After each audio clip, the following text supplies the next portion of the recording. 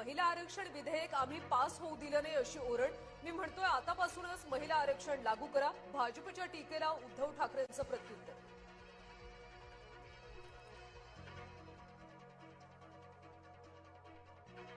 महिला आरक्षण विधेयकाच्या समर्थनार्थ महायुतीचा मोर्चा. आज मुंबईत जनाक्रोश मोर्चाचं आयोजन.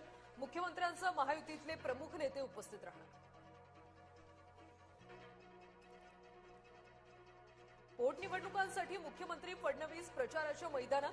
बारामतीमध्ये आज प्रचाराची सांगता सभा होणार. पार्थ पवार, सुनेत्रा पवारांकडून सभास्थळाची पाहणी.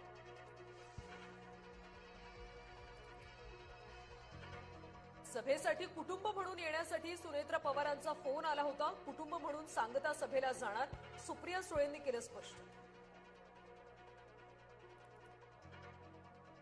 भाजपच्या युवा शक्ती जागर यात्रेला सुरुवात. मुख्यमंत्री देवेंद्र फडणवीसांच्या हस्ते शुभारंभ.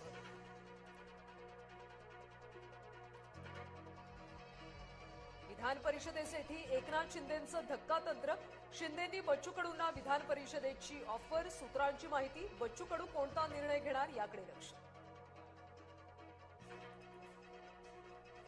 शरद पवार पुन्हा एकदा रुग्णालयात दाखल. नियमित वैद्यकीय तपासणीसाठी ब्रीच कँडी रुग्णालयात.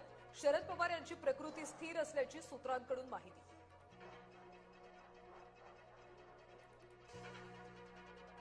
अजित पवारांच्या अपघाताबाबत सरकार सिरियस नाही. व्हीके सिंग पोहोचलेला माणूस. रोहित पवारांचा पुन्हा हल्लाबोल. अपघाताचा तपास सीबीआयकडे अद्याप दिला नसल्याचाही संताप.